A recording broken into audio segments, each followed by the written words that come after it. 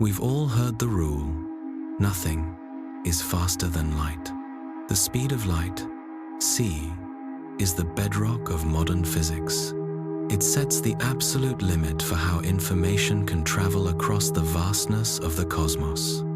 But what if that limit isn't quite as final as we think? What if the universe holds a mechanism for speeds we simply haven't accounted for? Imagine the concept not as breaking a barrier, but as operating on a fundamentally different layer of reality. A layer where c might be the maximum speed for mass and energy, but perhaps not for everything. We're talking about the potential for superluminal phenomena, the kind of physics that truly rewrites the map. Does the universe have a hidden express lane?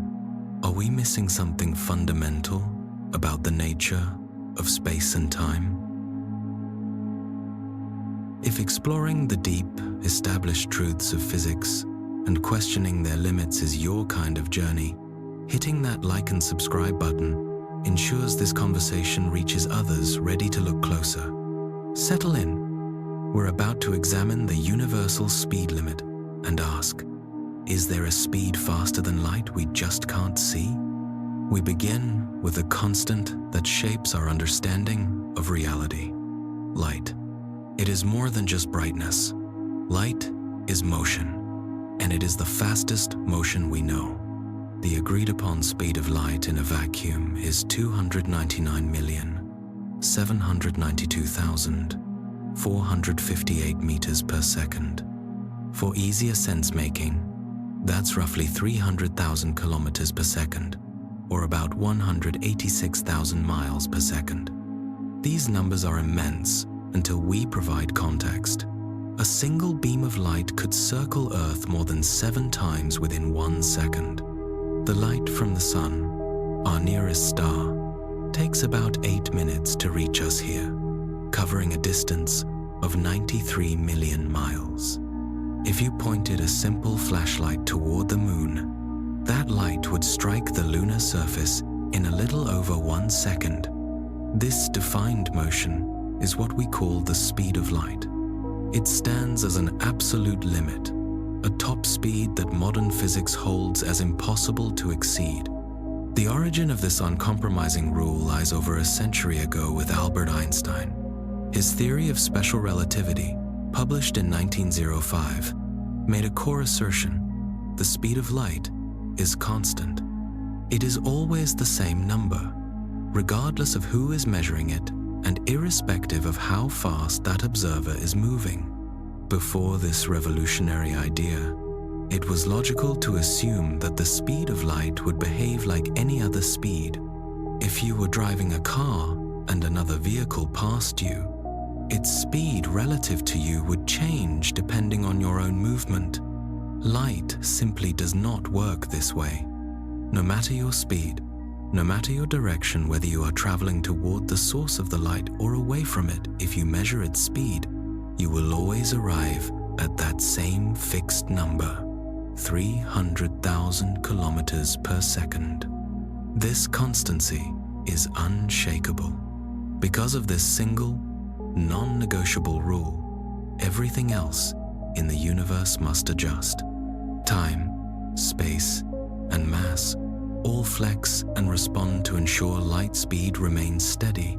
This is why time dilation occurs. The faster you move, the slower your time appears to tick relative to a stationary observer.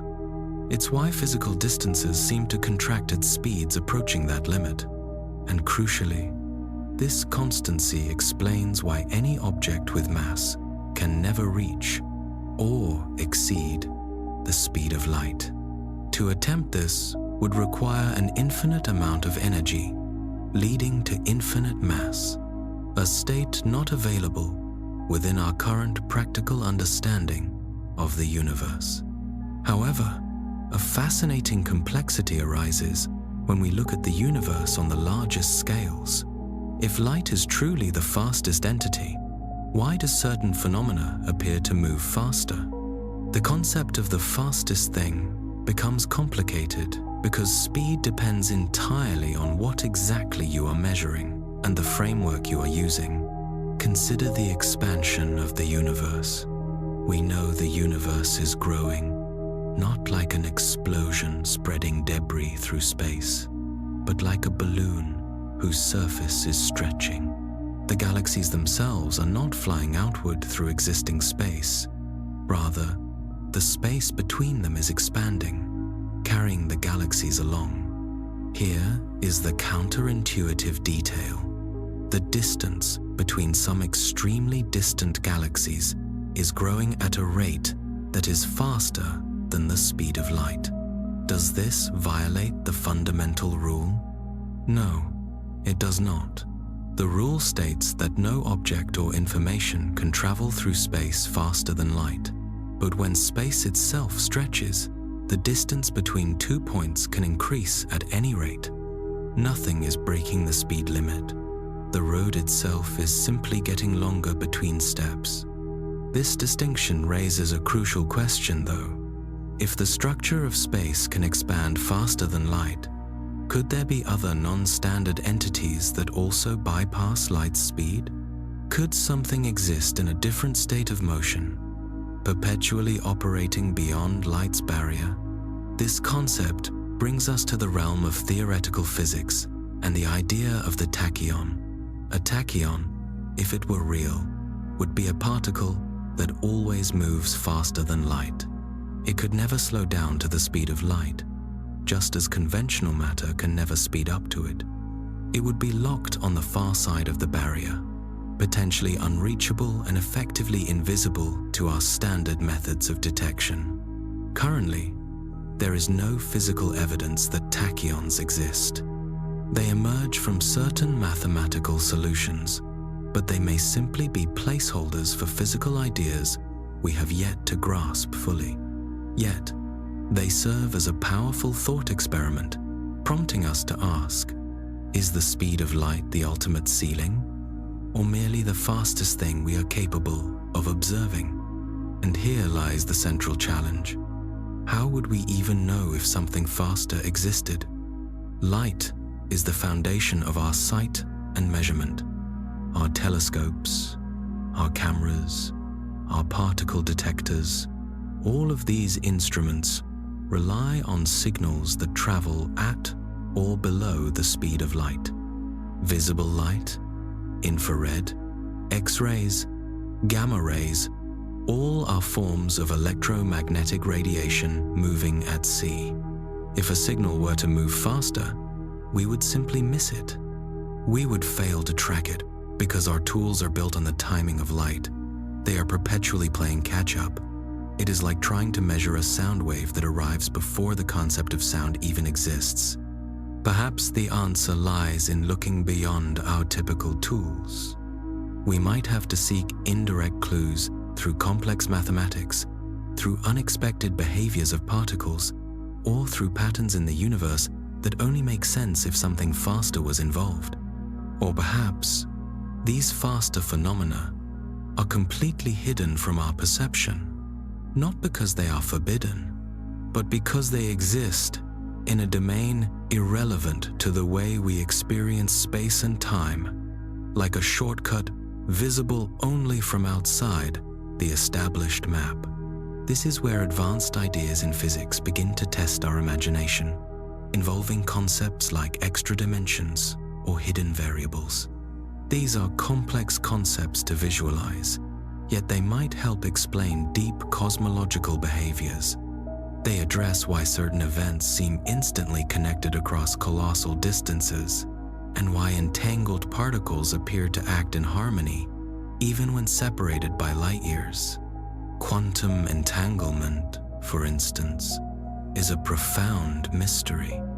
It does not permit us to send messages faster than light, yet it raises fundamental questions about how information can travel, or seemingly appear, with no measurable delay. Einstein famously dismissed this phenomenon as spooky action at a distance. Even today, our understanding of entanglement remains incomplete. The key might be to shift the focus. Instead of obsessing over breaking the speed of light, we could ask if there exists a different kind of connection altogether, something that bypasses the need for travel across space entirely. This is not science fiction involving teleportation or time machines. It is simply acknowledging that our established definitions of speed, distance, and cause and effect might be strictly local, applying to our layer of the universe, but not to all of it. This is a profound idea worth considering. The speed of light, for all its prominence, may not be the final word. There could be a deeper, more intertwined structure to reality that we have yet to tap into, simply because we are using the only senses and observational tools available to us. Right now, photons are crossing the void toward you from stars so distant they may no longer exist.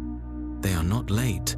They are moving at the precise, defined speed of light. But maybe, just maybe, something else got here long before the light even departed. When we assert that light is the fastest thing we know, we are speaking literally. There is no observed scenario, no particle, no energy blast, no celestial shortcut that we have ever confirmed to outrun it.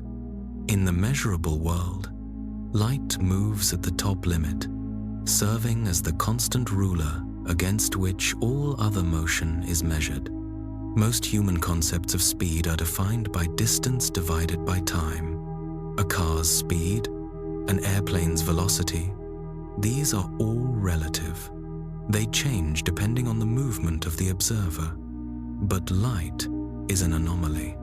If you are standing still and watch a beam of light pass, you measure it traveling at approximately 300,000 kilometers per second. Now, if you were somehow traveling at half the speed of light, a purely hypothetical feat, and that beam passed you, you would still measure it moving away at the exact same speed, 300,000 kilometers per second. The light does not slow down or speed up to accommodate your own motion. It maintains its constant rate, regardless of your reference frame. This fact is so consistently reliable that it physically requires time and space themselves to bend around it. Einstein's insight meant that time is not a fixed universal constant. The faster you move, the slower your personal experience of time progresses. It meant distances contract at extreme speeds. It meant the concept of simultaneity, two events happening at the same time, is observer-dependent. All of this springs from the singular truth. Light speed does not change. It is non-negotiable. It defines what is possible in the physical universe, establishing the outer wall of our speed-based reality. While this limit does not affect daily life, it subtly shapes every unfolding event, every limit of motion, and the very rhythm of time throughout the cosmos. Beyond setting a limit, light is also our primary means of observation. We never see objects instantly. When you observe a distant galaxy, you are seeing it as it was, not as it is. The light may have taken millions of years to reach your eye. In this sense, the speed of light is not just a limit. It is an inherent delay. It is the reason we are perpetually looking backward, never truly in sync with the present moment of the wider universe. We are, in effect, living in the past without realizing it. Every time we look into the sky, we become time travelers in the most literal sense. That is both the beauty and the strange reality of our existence. Light shows us the cosmos, but it does not deliver the present moment. It delivers history, luminous, beautiful, and inherently delayed. Even within our own planet, light takes time to travel. Crossing the planet takes only a fraction of a second. But when you communicate with someone on the opposite side of the world during a video call, a small part of that fractional delay is light simply taking time to arrive. This delay is not because light is slow, it is because distances are vast, space is wide, and even the fastest phenomenon we know requires time to cross the gap. The core question remains: is light truly the fastest, or just the fastest we can successfully observe? Before we explore faster possibilities, we must firmly establish what light is, not poetically, but physically. Light is composed of photons. These are quantum particles, which are tiny packets of energy that also behave like waves. You may have heard this described as wave-particle duality. It means that in the quantum world, objects do not adhere to our familiar expectations.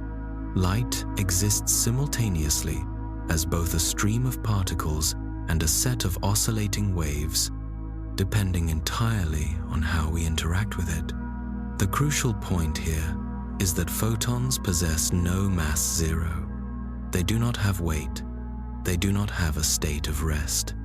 This fact is absolutely essential to physics, because any entity that has zero mass must travel at the speed of light. There is no other option. It is not a choice they make to travel that fast. It is a fundamental rule of their existence. No mass means perpetual motion at the speed of light. This explains why nothing with mass protons, electrons, planets, or human beings can ever reach that speed. To accelerate an object that possesses mass to the speed of light would demand an infinite amount of energy. As an object moves faster, it effectively gains mass, a concept tied to relativity. You would become heavier and heavier, requiring exponentially more energy for increasingly smaller gains in velocity. As the object approaches the limit, the mathematical requirement for energy explodes to infinity, which is a physical impossibility. Therefore, for us, the speed of light stands as an unbreakable wall. We can approach it, but we cannot pass through. This is why science fiction often relies on theoretical concepts like wormholes or warp drives when imagining travel faster than light. Standard physics offers no bypass. You might wonder, if light moves so quickly, why do we not feel it like a rushing wind? The reason is that light does not interact with us in the way that air does. It carries energy. It can warm skin, power plant photosynthesis, and exert a tiny push known as radiation pressure on small objects in space. But light is not a medium like air. It passes through a vacuum without needing air or any particles to move. It travels in perfect quiet and straight lines, unless acted upon by gravity, moving because it must. It is the fastest thing we know, yet it acts with no rush or turbulence.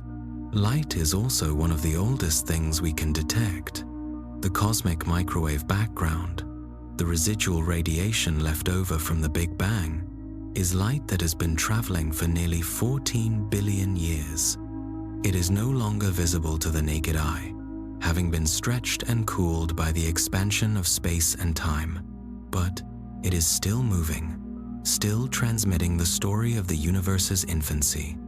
When we talk about light being fast, we are speaking not only of speed, but of reach, time, and memory. It is the thread connecting the present moment to the deep past. Yet, even as fast as it is, light might not be the whole story.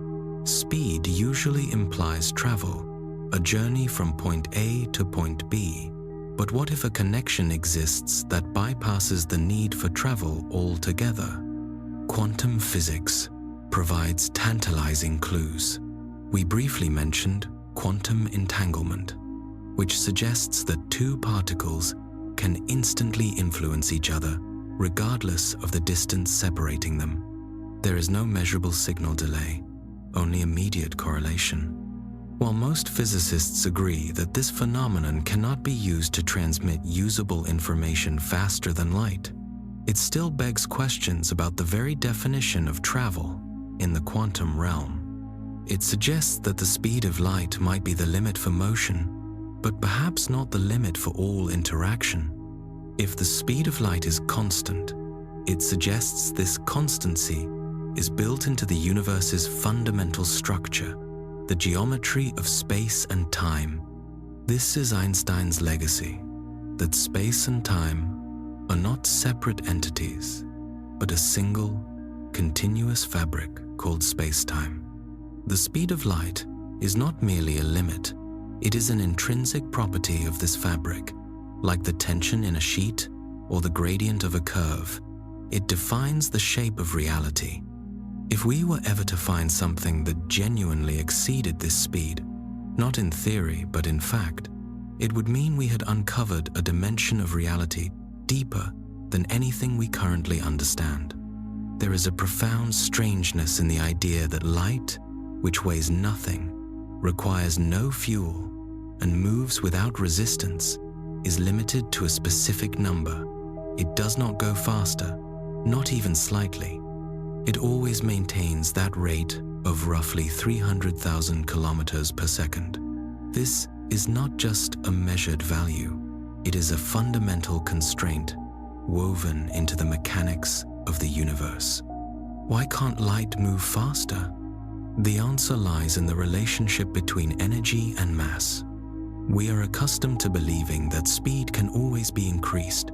Push the gas pedal harder, add more energy. This stops being true near the speed of light. The faster you move, the more energy is required to produce further acceleration. Furthermore, the more energy you put into an object, the heavier or more massive that object becomes. In relativity, energy and mass are intrinsically linked. Therefore, as you accelerate, you are not just increasing speed, you are increasing the difficulty of continuing that motion. You are dragging more weight with every increase in velocity. As you approach the speed of light, that mass does not grow gradually. It skyrockets. The required energy becomes infinite, a physical impossibility. There is no engine strong enough, no fuel tank large enough to supply that. However, light itself is not striving to reach that speed. It is not accelerating up to it. Light exists at that speed permanently. Photons, the light particles, have zero rest mass, meaning they are not born and then sped up. They are born already, moving at the speed of light. Every photon that has ever existed has always maintained this rate. You cannot slow a photon down to a stop. You can absorb it, reflect it, or bend its path with gravity, but you cannot trap it in a state of rest. Its natural state is motion, and its motion is always constant. This gives light a reliability that underpins physics. No matter where you are in the universe, or how fast you are moving, light always arrives at the same pace. This constancy provides a fixed reference point that is essential for defining consistent time and predictable cause and effect relationships. The speed limit is not an arbitrary rule telling things to stop. It is the physical result of how the universe is constructed. It is the outer edge of what is possible within this system. The equations of relativity describe what happens to everything else chasing the light, not what light itself does. Time stretches, space contracts, and mass grows for anything approaching the light barrier. Yet, from a photon's conceptual point of view, if it could have one, no time passes between its creation and its absorption. The journey is instantaneous.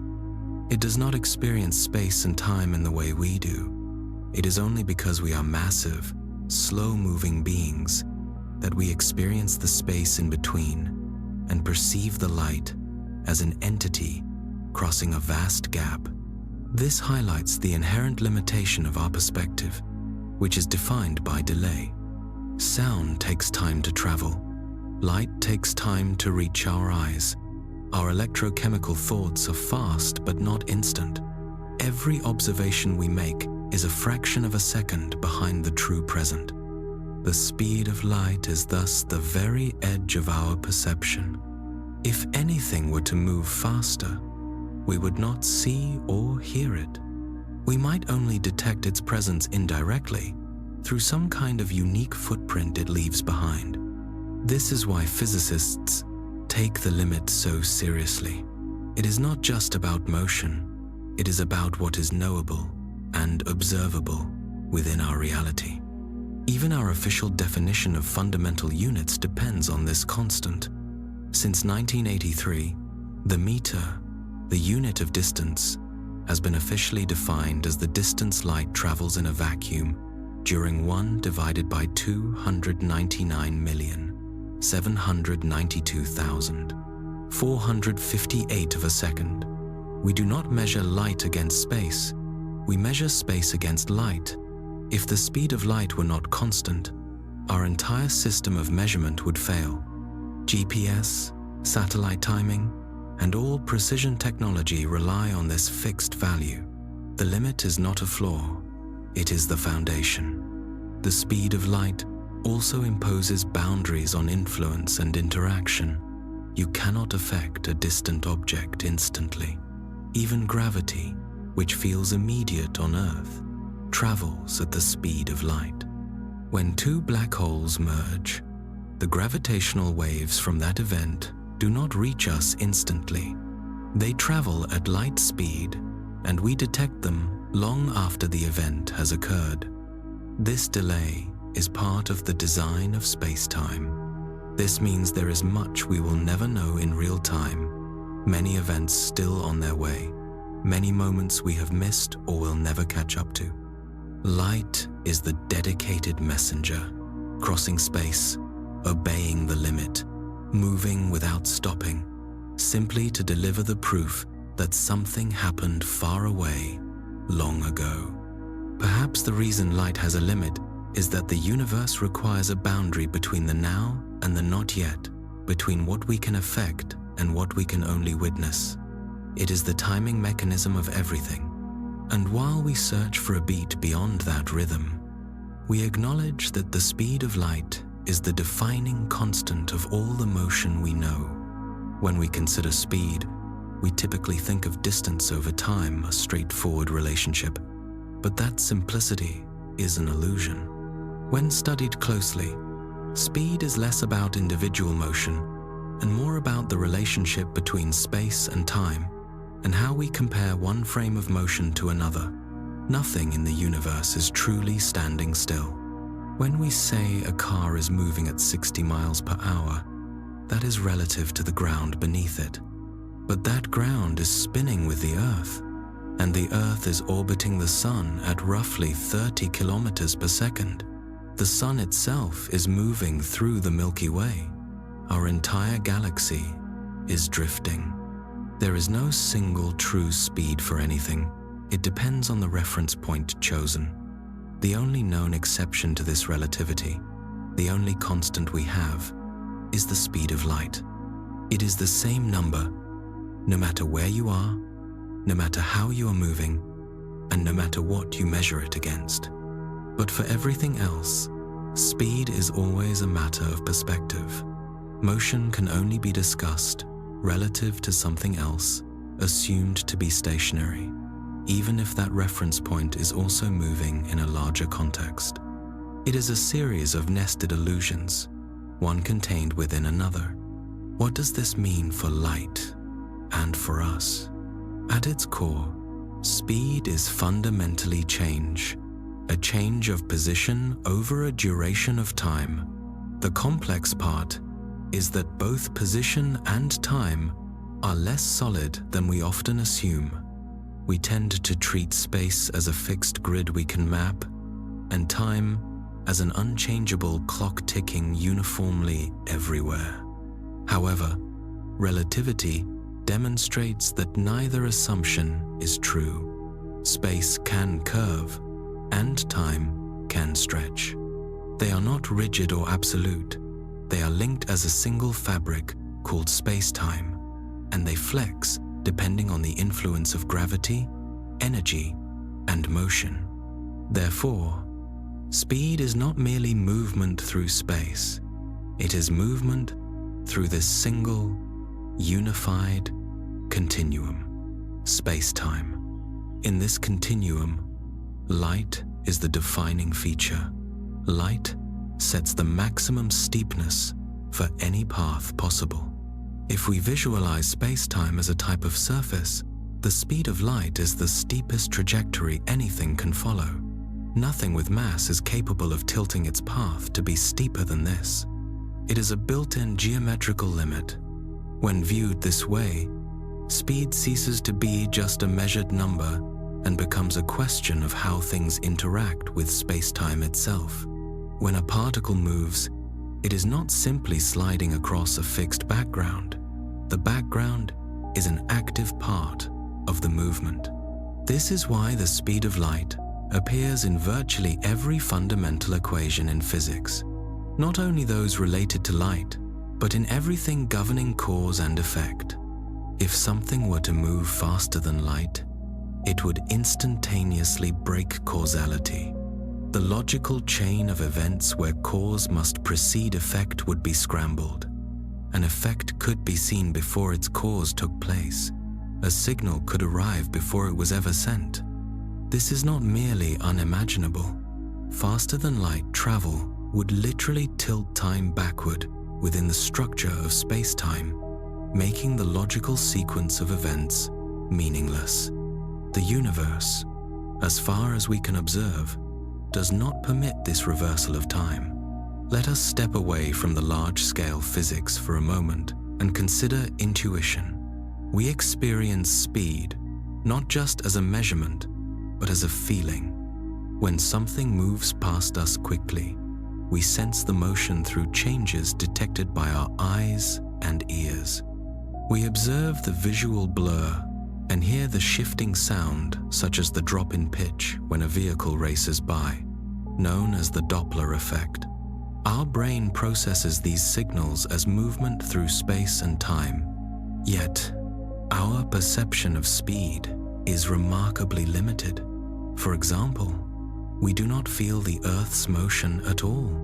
We are moving at roughly 67,000 miles per hour around the Sun, and the Sun itself is moving around the galaxy at hundreds of thousands of miles per hour. Yet we perceive only stillness. Motion, in this context, is invisible unless we have a close object to compare it to.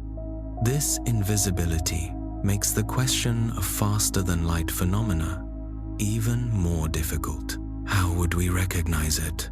If something travels faster than light, the signals we rely on for perception, the light itself would arrive after the event. We might see an effect without ever witnessing the cause. It would be like hearing thunder long after the lightning that caused it was over, except the flash never reaches us. The quantum world makes this even stranger. Particles do not possess defined positions or speeds until we measure them. They exist in a state of probability, a haze of possibilities. When we take a measurement, we force them into a definite state, but in between observations, the concept of speed becomes almost meaningless. A particle's motion is not like a baseball's trajectory. It is a set of potential paths that only resolve when we look. What then makes speed speed? It is partially the interplay between space and time, partly the way we define and measure change, and partly a reflection of our perceptual limits. There is another crucial angle.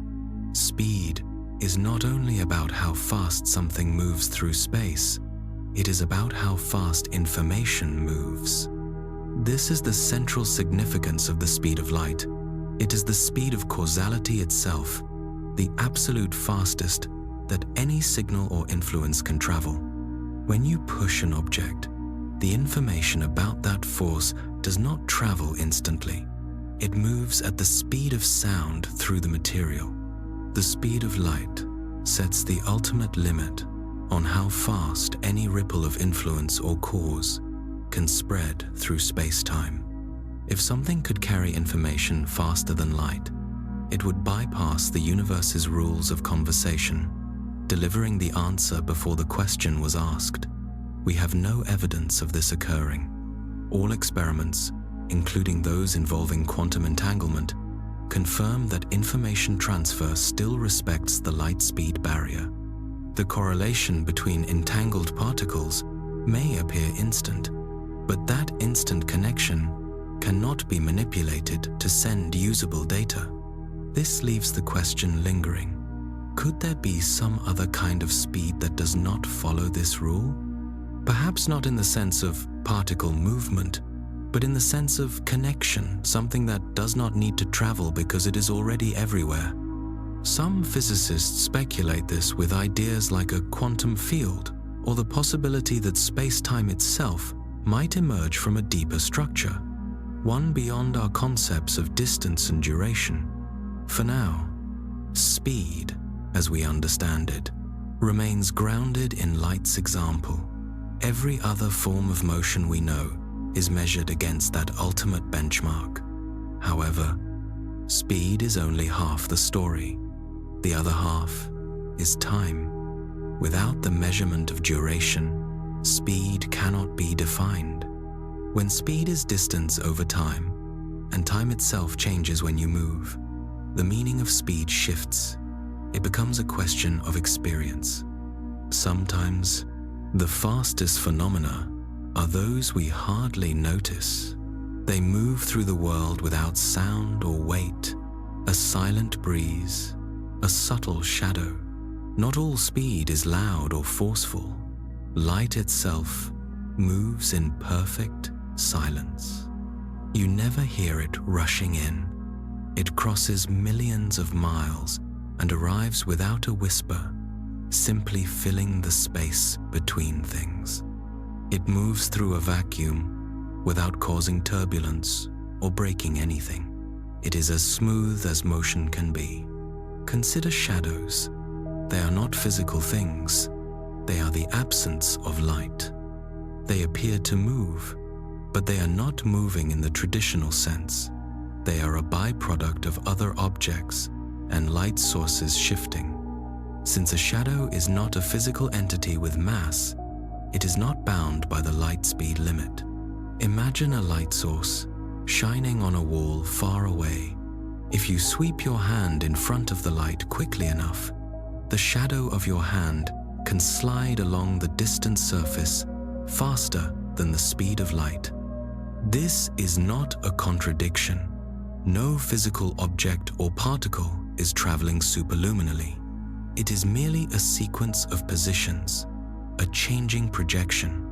The motion is an illusion created by the context, a surface effect of something deeper. The same principle applies to laser pointers. If you shine a laser at the moon and sweep your hand side to side quickly, the red dot can appear to move across the lunar surface faster than light. That dot is not a single particle. It is the endpoint of countless individual photons, each launched at slightly different angles. No single physical thing is moving across the moon's surface at that speed. This type of motion, the kind that does not transfer anything, is different from true speed. It is not a signal, a cause, or a force. It is an effect spreading across a canvas. It appears fast, but it carries neither energy nor information. In physics, what truly matters is whether the motion can affect something else or send a message. Since neither the shadow nor the sweeping beam can transmit data faster than light, what we are observing is not truly superluminal motion. It is a reflection of geometry. This helps us distinguish between what genuinely moves through the world and what only appears to move, the separation of the physical from the perceptual. This distinction is critical when discussing space itself. Space is not a blank stage. It has properties. It can stretch and bend. And in doing so, it can carry changes, not just objects. For instance, when a gravitational wave passes, space-time itself expands and contracts. The distance between 2 points grows and shrinks. This motion is not like a breeze. It moves everything simultaneously and quietly. We can only detect it through incredibly precise measurements, such as those made by the Laser Interferometer Gravitational Wave Observatory, comparing the lengths of laser beams. Even then, the shifts are smaller than the width of a proton. The ultimate example of non-standard speed is the expansion of the universe. It is not just the objects in the universe moving apart. It is the space between them growing. This expansion can happen faster than the speed of light. Again, this does not break the law, because nothing is moving through space that quickly. The space is simply stretching, carrying the objects with it. Galaxies at the far edge of our observable universe are receding from us faster than the speed of light. Light from these galaxies may never reach us, because their signals will always be outpaced by the continuous stretching of the intervening space. They are beyond what is called our cosmic horizon, outside the sphere from which light has had time to travel in the age of the universe. We will never see them, not because they are hidden, but because their light is moving against a constantly increasing tide of space. This is a powerful reminder that speed, in the broadest sense, is not always about measurable motion. Sometimes it is about silent, persistent change happening in the background. Even light itself is silent, arriving across millions of miles without a whisper, filling the sky with presence but making no noise. The fastest things we know are also the quietest.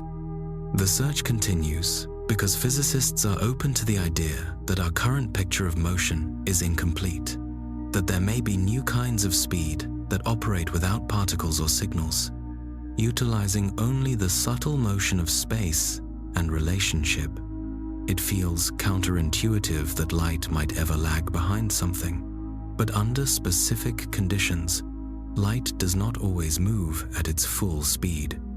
Light only reaches its famous top speed, about 300,000 kilometers per second, in a perfect vacuum. Space, with no particles or fields, just emptiness. Place light into anything else, water, glass, or even air, and it slows down. When we turn on a flashlight or observe sunlight entering a room, the light appears to move instantaneously. However, at the microscopic level, light passing through any material is constantly interrupted. Light does not simply ghost through, it interacts. For example, light moves at about 3/4 of its maximum speed in water, and even slower in glass. This delay is the very reason lenses function, causing light beams to bend and focus, as the light is slightly slowed during its passage.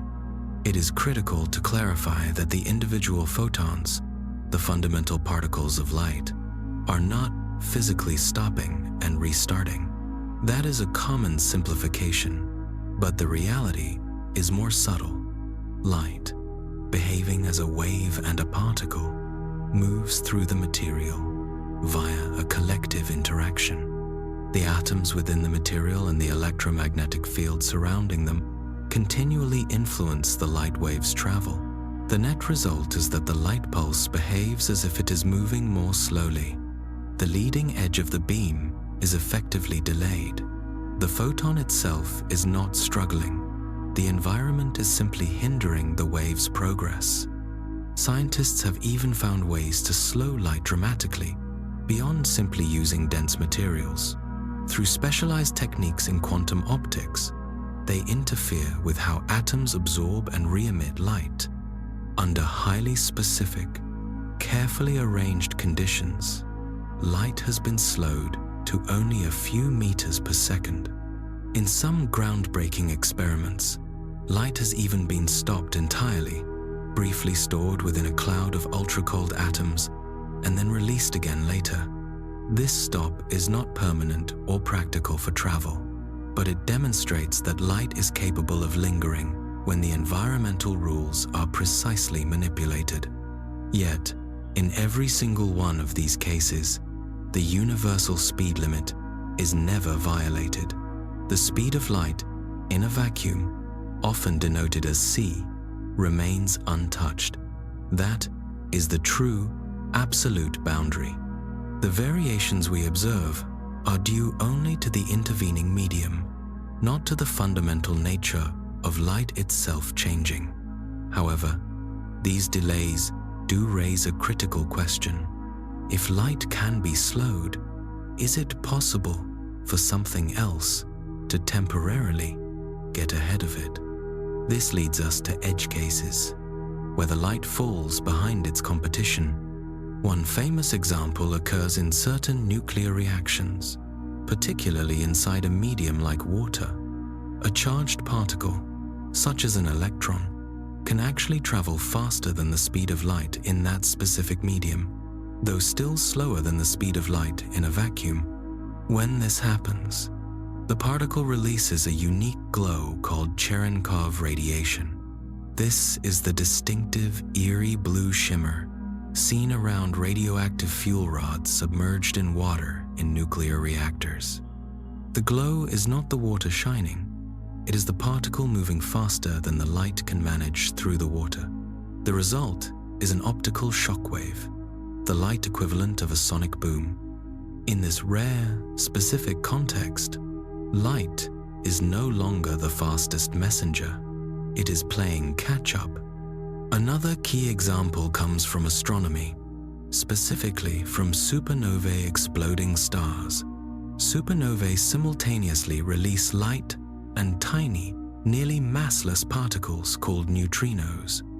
Neutrinos interact so weakly with matter that they pass through the dense material left behind by the star almost unhindered. Light, by contrast, gets stuck, bouncing around inside the stellar remnants, struggling to escape. When supernova 1987A exploded in the Large Magellanic Cloud, detectors on Earth registered neutrinos hours before the first light arrived. This was not because the neutrinos were faster than light in a vacuum, they were not, but because the light was significantly delayed. This event confirmed that light is not always the first to deliver the news. It can be slowed, and sometimes the quietest particles are the quickest. Theoretical physics also explores how information moves. Experiments have shown light pulses moving through materials in ways that seem logically impossible, where the peak of a light pulse appears to exit a block before it should have arrived. This is known as superluminal group velocity, but these effects do not break the rules. No actual information or energy is traveling faster than light. The effect is a mathematical artifact of how light wave packets behave in certain setups. The integrity of the signal, when examined closely, still respects the universal limit. Every reliable experiment and confirmed observation confirms the same fact: the speed limit holds. However, we keep finding examples where light is not as absolutely dominant as we once assumed, where something else gets there first: neutrinos, shock waves, or patterns that appear to race ahead. Even if light remains the fastest thing in the universe under the strictest definition, it is not always the first to arrive. If the universe possesses a speed limit, it must also contain a trap, a boundary that cannot be crossed. That place exists, and we call it a black hole. A black hole is not merely an object with intense gravity. It is a region of space-time where gravity has become so powerful that not even light can escape. If light, the fastest known entity, cannot get out, then nothing else stands a chance. The boundary of this region is known as the event horizon. It is not a physical surface or a wall. It is a mathematical point of no return. Once anything crosses this line, it is gone from the view of the rest of the universe, because its signals, the light and energy it emits, can no longer escape the gravitational pull. The fascinating aspect is how this trap operates. It is not a physical force grabbing the light. It is the structure of space-time itself. Around a black hole, space is curved so drastically that all paths that normally lead forward in time are distorted to lead inward. To an outside observer, a beam of light aimed outward from just inside the horizon can never reach the edge. It is like trying to climb a slope that constantly becomes steeper until it is vertical and then inverts. The motion is not stopped. Rather, all directions of movement are bent inward, making escape impossible. If you were falling into a black hole and somehow survived, you would not notice anything unusual at the event horizon. You would simply continue to fall. But from the perspective of an outside observer, your time would appear to slow down drastically. Your motion would seem to freeze as you approach the edge, and the light you emit would become stretched, fainter, and redder, a process called gravitational redshift, until it fades entirely. The trap warps not just speed, but time itself. This cosmic speed trap is enforced by geometry. The shape of the universe shifts so that the speed of light becomes a gatekeeper, the barrier defining what is inside and what is out, what can send a message and what cannot.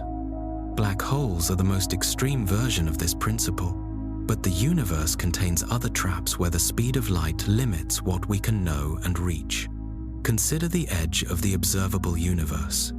Light has been traveling since the beginning of time, about 13.8 billion years, and it can only have traveled a certain distance in that duration. Because space itself has been expanding throughout this time, the most distant light we see now originated from a point roughly 46 billion light-years away. Anything beyond that distance is permanently outside our view.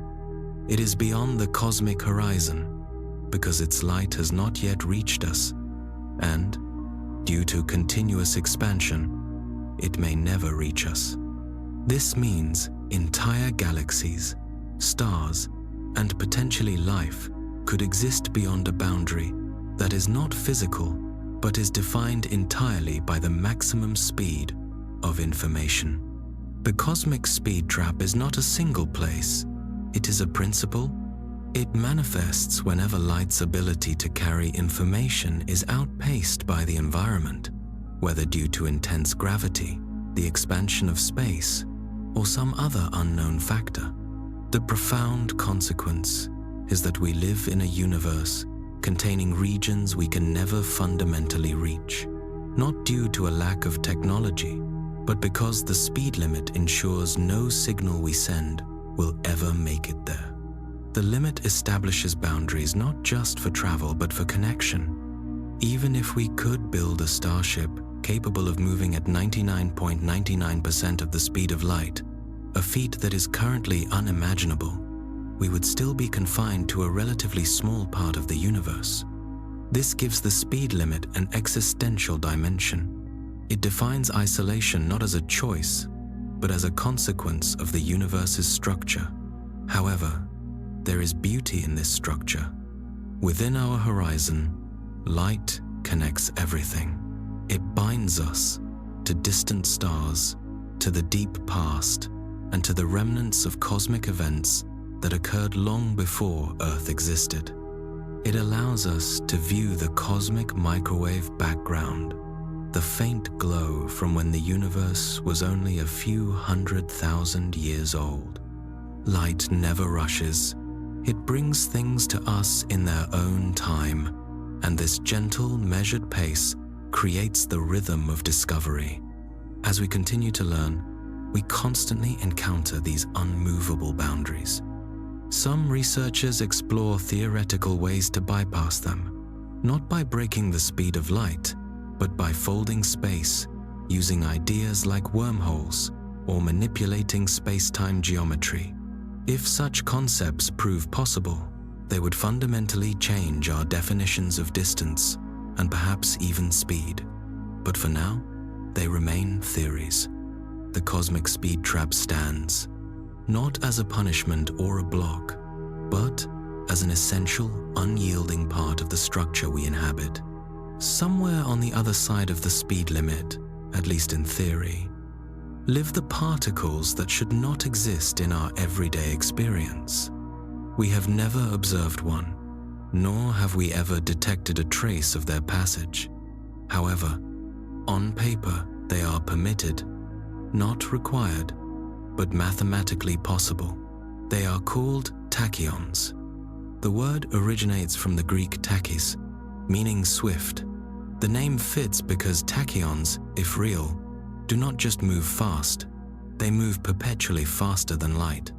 This is not a clever workaround or a trick of space or time. It is their default state.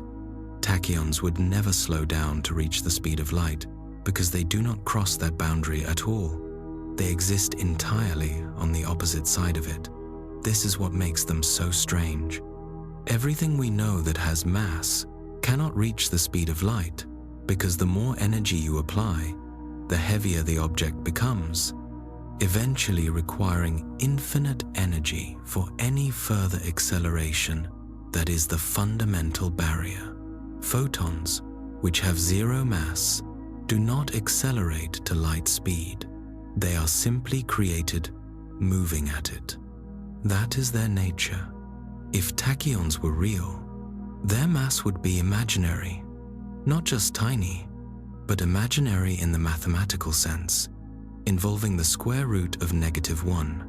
In most physics contexts, imaginary numbers are tools. They help solve complex equations, especially in quantum mechanics, but they rarely correspond to anything we can observe in the physical world. Tachyons are thus ghosts, in more than one way.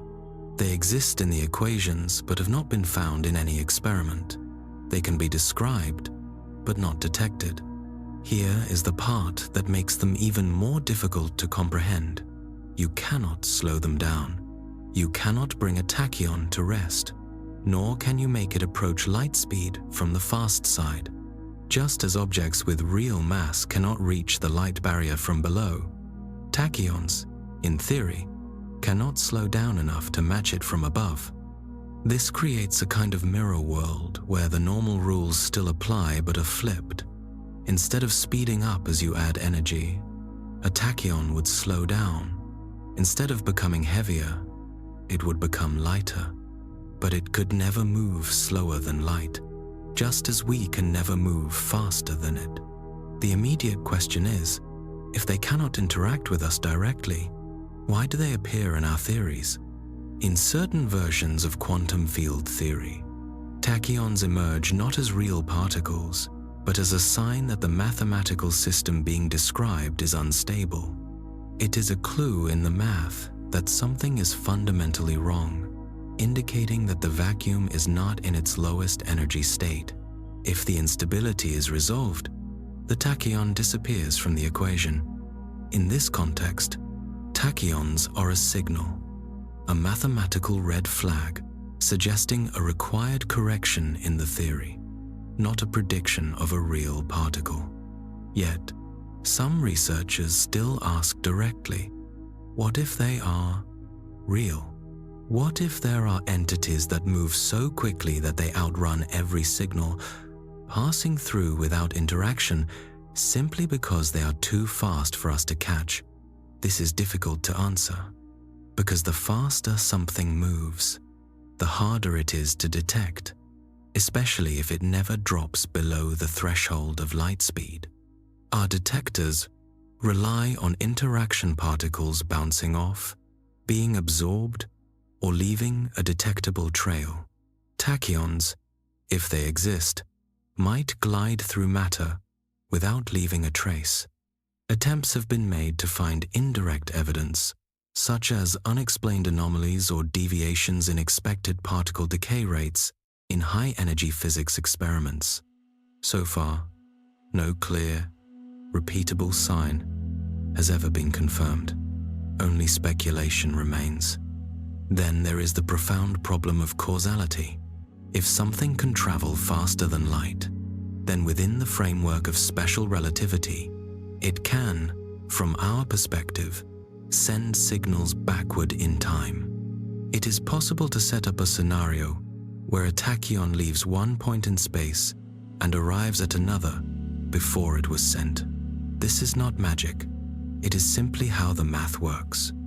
When you exceed the speed of light in certain frames of reference, the timeline bends, the sequence reverses, and you are faced with potential paradoxes. Can an effect precede its cause?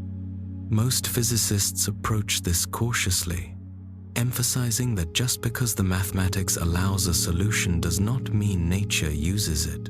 A theory can contain possible solutions that the real world never manifests. Therefore, tachyons remain in the realm of maybe possible, but unlikely. They are not ruled out, but they are far from confirmed. They are valuable because they force us to critically examine the limits of our understanding, challenging the assumption that the speed of light is an unmovable wall. They hint at a universe where different forms of motion exist not just faster, but fundamentally different from anything we have experienced. Tachyons are not the only strange idea inhabiting the edges of physics. There is a place where distance seems to lose its meaning entirely, where two things, no matter how far apart, act as if they are still connected, not by a wire or a beam of light, but by something far stranger. This phenomenon is called entanglement. When two or more particles are entangled, they share a single state. If you measure a property of one particle, you instantly know the corresponding property of the other. It does not matter if they are a few inches apart or on opposite ends of a galaxy. The connection holds. It feels as if this must break the speed limit, because nothing, we are told, can influence something else faster than light. Yet, these particles, electrons, photons, atoms, behave as if they are still part of the same system, even when all classical communication between them should be impossible. To understand this, we must look at what entanglement means quantum mechanically. It is a shared state. The properties of the entangled particles, such as spin, polarization, or momentum, become part of a single mathematical description. You cannot describe one without describing the other. This does not mean they are identical. It means they are correlated. If one is measured with an upspin, the other must instantly possess a downspin. The crucial weirdness is this.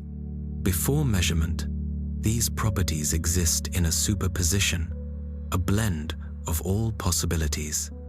When you measure one particle, its state instantly becomes definite, and without any measurable delay, the state of the other particle becomes definite as well. This happens not because a message passed between them, but because the entangled system requires it.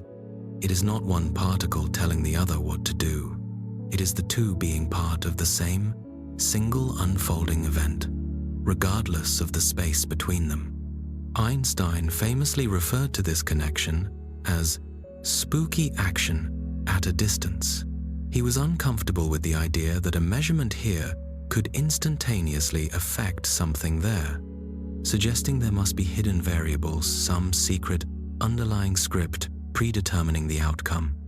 However, decades of experiments, starting with the work of physicist John Bell in the 1960s, have repeatedly demonstrated that entangled particles violate what is known as Bell's inequality. This strongly indicates that no such hidden, local script can explain the correlation. The outcomes are fundamentally linked in a way that is truly quantum and non-local. Despite the apparent instantaneity, there is a strict limit. Entanglement does not allow you to send usable information faster than light. You cannot transmit a message using this link. Even though the measurements are correlated instantly, the individual results are inherently random. You cannot control whether the particle you measure will be up or down. You can only observe the random outcome. Therefore, there is no way to encode a specific signal using entanglement alone. This is what keeps the principle of causality safe. There is no paradox, no backward time loop. There is only a peculiar, non-local connection between two components that were once part of the same whole. Yet, the instantaneity remains startling. In virtually every other aspect of physics, cause and effect rely on motion and influence spreading at a limited speed. Light, for all its quickness, still requires time to arrive. Entanglement, by contrast, does not seem to wait. It requires no medium and does not fade with distance. This connection suggests something else is at play, something that is not motion. Some physicists interpret this as a sign that space itself might be an illusion, or at least not as fundamental as we believe. They suggest the underlying reality is shaped by relationships, not by distance. Entanglement, in this view, is not about particles reaching across space. It is about two parts of the same underlying system being revealed simultaneously. If this is true, then speed becomes irrelevant because nothing is actually traveling. There is no crossing of space, only a coordination that was already inherently in place. This concept is similar to flipping two specialized coins that are guaranteed to always land opposite heads and tails because they were manufactured together that way. The result seems instantaneous, but only because the connection was built in from the start. You are not witnessing a signal. You are observing a structure. While quantum systems are far more complex than simple analogies, this perspective helps shift our thinking about interaction. Perhaps not everything needs to move to connect. Perhaps some connections are baked into the setup, not physical strings, but shared conditions, not speed, but symmetry. A radical, yet compelling line of research proposes that entanglement might not just be a feature of quantum mechanics, but the foundation of space-time itself. In this speculative theory, the geometry of the universe, the fabric of space and time, could emerge from vast networks of entangled particles. If proven true, it would mean entanglement is not a violation of space, but its very source. This idea aligns with the long-held suspicion that the fastest thing in the universe might not be speed at all, but relationship.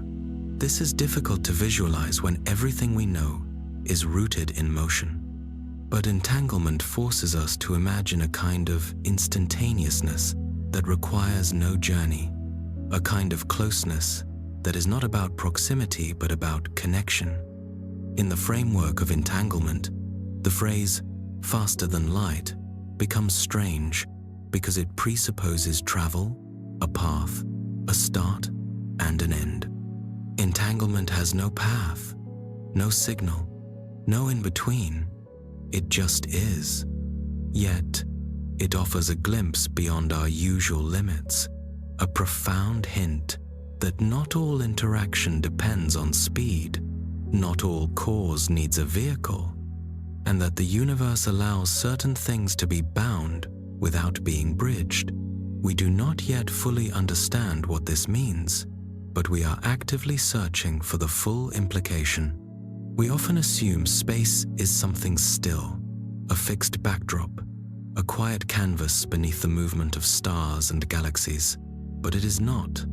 Space itself is expanding, not like an explosion spreading debris into emptiness, but as a process that occurs everywhere, simultaneously, all the time.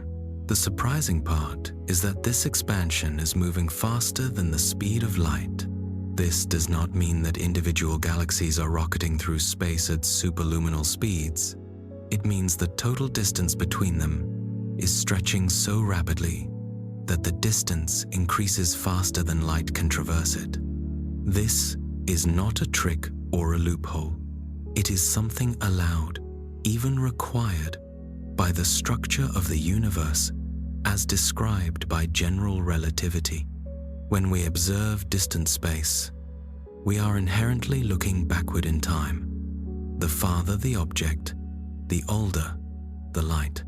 Beyond a certain distance, the light will simply never reach us, not because we lack patience, but because the space between us and the light source is growing too quickly, pulling that light farther away every second. Eventually, even the fastest signal in the universe cannot keep up. This invisible boundary is called the cosmic horizon. Everything beyond it is receding from us faster than light, not by moving through space quickly, but by being carried along by the rapid swelling of the space fabric itself. Like painted dots on the surface of an inflating balloon, they are separated by the stretching of the surface beneath them. This does not violate the rule that nothing can move faster than light, because that rule only applies to objects moving through space, not to the space itself. In practical terms, this phenomenon means there are countless galaxies we will never see. Light left them billions of years ago, but the distance between us and that light has been growing, and growing faster than the light can cover it. That light never arrives. It never catches up. Furthermore, even some galaxies that are visible to us now, appearing barely at the edge of detection, will eventually fade from view. This is not because they're getting dimmer or moving away in a straight line, but because the expanding space between us will stretch their light, a process known as redshift, until the photons are too faint, too low energy, and too far gone to be detected. If this expansion continues or accelerates, which is currently suspected due to dark energy, there will come a time far in the future when only a small, local region of the universe remains visible from Earth. From the perspective of an observer in that distant future, the universe will seem to be shrinking, not because space is collapsing, but because the window of observation has fundamentally closed. This is the profound consequence of faster-than-light expansion. It is a fundamental limit on knowledge. It defines what we can see, what we can test, and what we can confirm, drawing a boundary defined by time itself. No matter how fast we move or how powerful our instruments become, that boundary holds. This might sound discouraging, but it is also what makes cosmology so remarkable. Because even within that shrinking horizon, light still reaches us. This is ancient light, photons that have traveled for billions of years, stretching and dimming as they cross the void. But they carry the precise shape of the early universe, a map of what things looked like just after the Big Bang. That light forms the cosmic microwave background, one of the clearest and most detailed windows we have into the beginning of everything. So, even as the expansion outruns light, light still manages to outrun time, preserving the record and carrying the signal just before the door closes entirely. In this glimpse, we learn that the expansion of space is not steady. It is influenced by gravity, by matter, and especially by dark energy, an unknown force that appears to be actively pushing everything apart. At the current time, dark energy dominates, and the expansion is accelerating. This means the faster-than-light separation is intensifying. The cosmic horizon is shrinking, and the window is closing faster. Again, this is not an explosion. It means the metric, the measure of distance, is stretching at an accelerating rate. This kind of faster-than-light motion is not a violation of relativity. It is simply a change in the rule's context. An object cannot move faster than the road allows, but if the road itself begins to stretch, the distance between the car and its starting point grows, even if the car is stationary. If the stretching is fast enough, the car's starting point will outrun any signal sent back to it. That is what galaxies beyond our reach are experiencing. They are riding the fabric of space as it expands. It is a quiet kind of motion that we cannot feel, only notice because the signals from those distant places no longer arrive, a silence that deepens slowly year by year. Thus, the fastest movement in the cosmos might not be the speed of a particle or a flash of light, but the way space itself carries things beyond the edge of knowing, not with force or noise, but simply by the steady increase of distance until even the light cannot keep pace. If space can stretch, perhaps it can also bend, and if it can bend, perhaps it can fold. That is the underlying idea behind wormholes, not roads through space, but bridges between places, a shortcut. The key concept here is not that anything moves faster than light, but that the distance between 2 points is made instantly shorter. Imagine a simple sheet of paper. Draw 2 dots on opposite corners. The standard path between them is across the surface. Now, fold the paper so the 2 dots touch. Suddenly, the distance is 0. You are already there. This is the basic, simplified picture of a wormhole. A wormhole is a theoretical passage connecting 2 separate regions of space-time. It is not like a tunnel drilled through a solid object, but a corridor through space itself. It could potentially connect 2 distant points in our own universe, or, depending on the mathematics, 2 entirely different universes or dimensions. We have never observed one, but the equations of gravity, Einstein's general relativity, do allow for their existence. In fact, one of the earliest exact solutions to Einstein's field equations, written down in 1916, described something very much like a wormhole, which became known as the Einstein-Rosen bridge. Initially seen as a mathematical curiosity, physicists later realized these solutions could theoretically connect 2 black holes, or create a hidden corridor of curved space.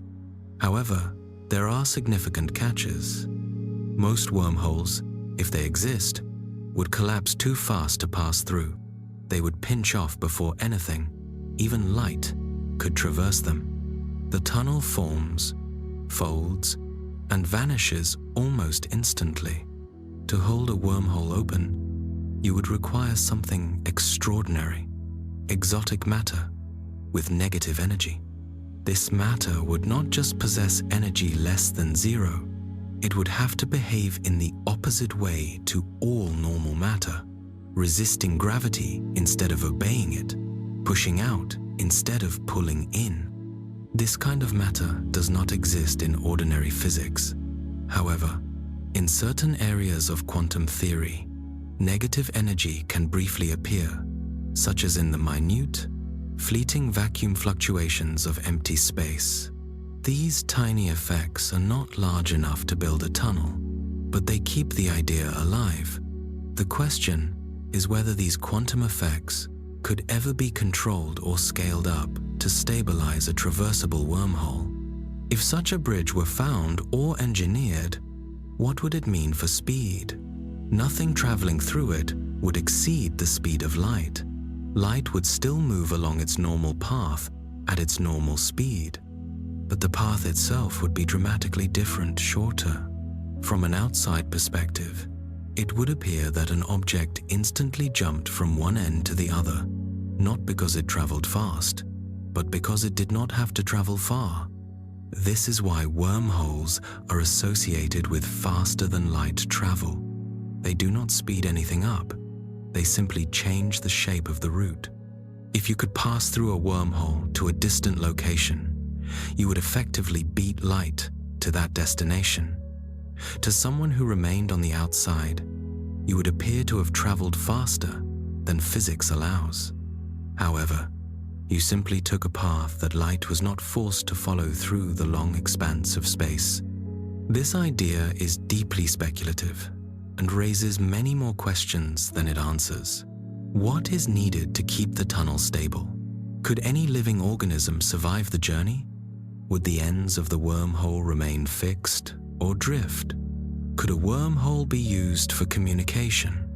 And perhaps most strangely, would it allow time travel? If one end of a wormhole were moved at extreme speeds, time itself could become offset between the two openings, allowing someone to enter one mouth and exit before they theoretically started the journey. Again, the math permits this, but we have no way to test it, and no evidence that it can actually happen. The idea persists because it offers a glimpse of what might be possible in a universe where space is not rigid, where distance is not absolute, and where geometry can be manipulated. It is a reminder that the limit is not always about speed. Sometimes, the structure of the universe matters more than the motion within it.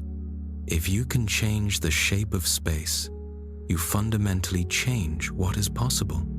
This principle also underlies more recent theoretical concepts, like the Alcubierre drive, where a spacecraft would theoretically ride inside a bubble of warped space. The ship would not move through space faster than light, but the space itself would move, contracting in front and expanding behind, carrying the ship forward like a current. This, too, is speculative and requires forms of energy and control far beyond our current capabilities. Whether wormholes exist or can be created is an open question, but their very allowance in the equation suggests that the universe may not be as fundamentally closed off as we assume. Distance, speed, and time are not always fixed. They depend on the shape and quiet, flexible geometry of space-time. Perhaps the way to reach somewhere quickly is not by pushing harder, but by finding or forming a better path. Not all shortcuts are about speed. Some are about design. Information moves differently than matter. It does not have weight or shape, but it operates under strict rules. You cannot copy it perfectly. You cannot destroy it entirely.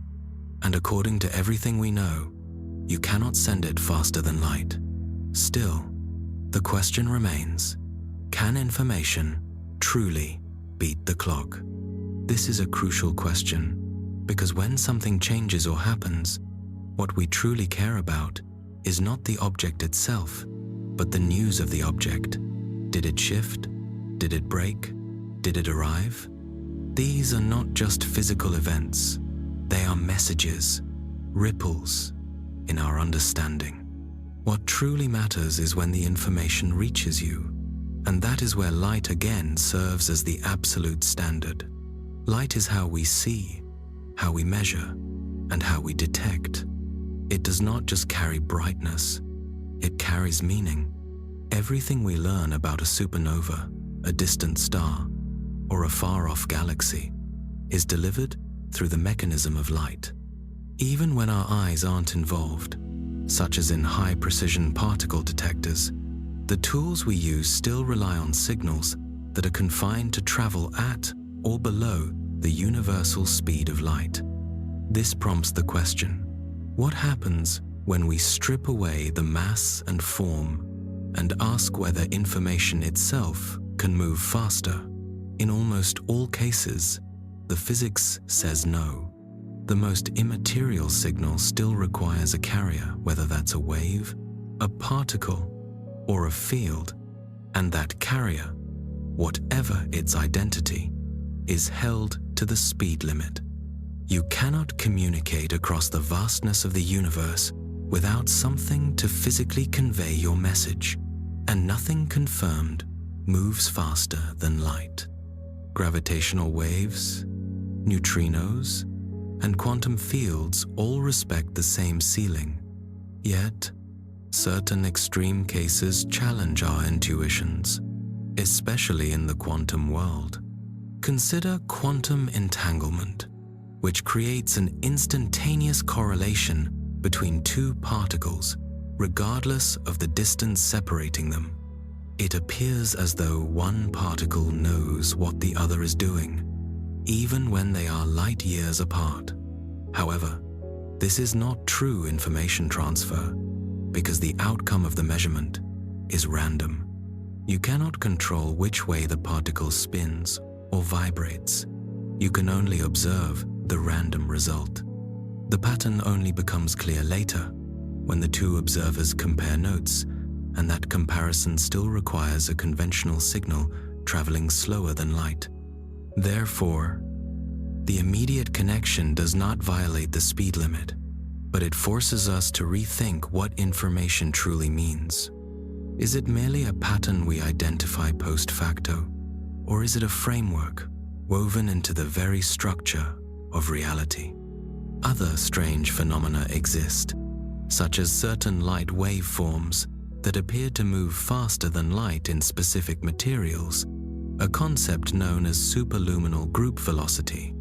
However, this effect is only an appearance.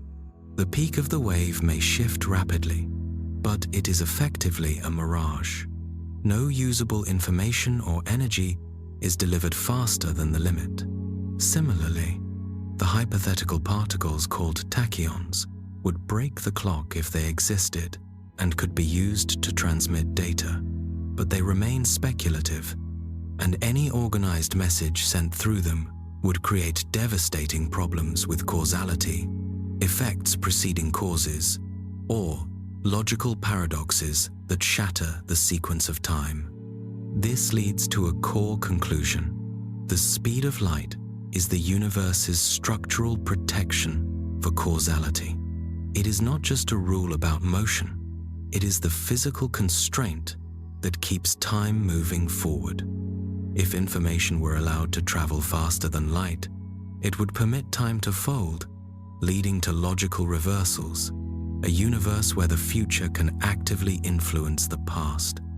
Most physicists view this as fundamentally unacceptable because it destroys the internal consistency of every law we observe, from motion to fields to the behavior of entropy.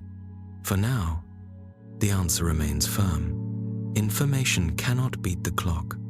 Yet, this question is highly valuable because it forces us to consider information as a force that may shape reality itself. In the study of black holes, a major enigma surrounds what happens to information when matter falls past the event horizon. If it is lost forever, it would violate the principle of quantum mechanics that information must always be preserved.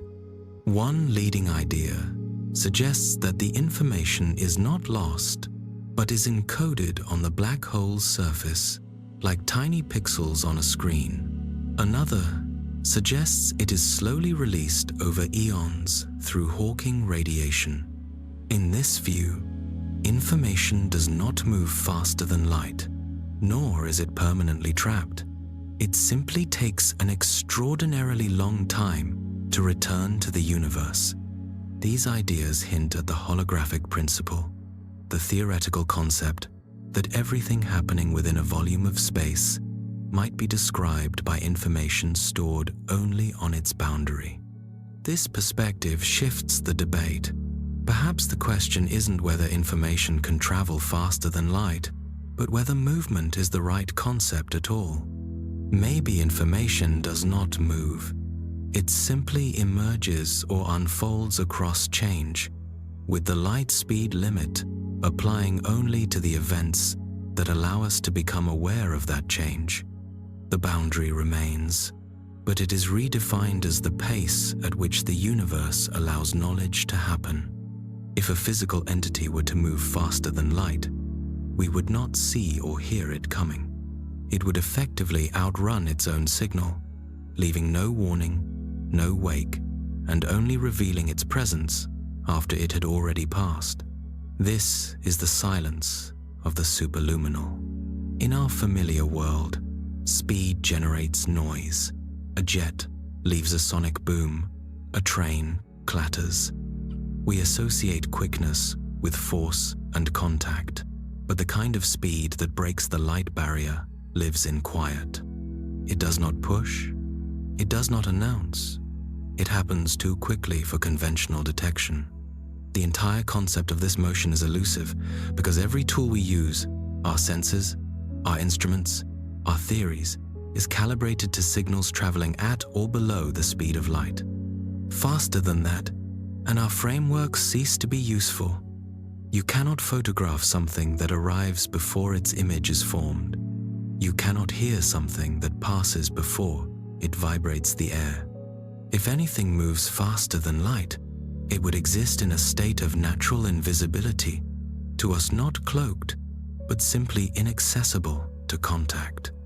This is why superluminal motion is so unprovable. The math allows for tachyons, hypothetical particles that would always move faster than light, but we have no way to find them because their path avoids every detection tool built on the timing of light. We also observe illusory superluminal effects, such as the sweeping spot of a laser beam across a distant surface. In these cases, no actual object is traveling superluminally, only patterns or geometric effects that give the appearance of speed without any information crossing the gap quickly. The lesson from these cases is that superluminal motion is not just fast, it is disconnected. It leaves no usable trace and does not carry meaning the way slower motion does. In physics, motion without information transfer is an event untethered to understanding. The light speed limit is, therefore, the boundary between what we can interact with and what we cannot even frame a coherent question about. Superluminal speed lies outside that frame, not because it is forbidden, but because it leaves us permanently out of the loop of observation. However, not all superluminal effects are illusions. Some are real, in the sense that they happen within established physics, even without physical travel, exceeding light speed. Gravitational waves travel at the speed of light, but the stretching of space that creates them is the space itself changing, a subtle but critical distinction from motion through space.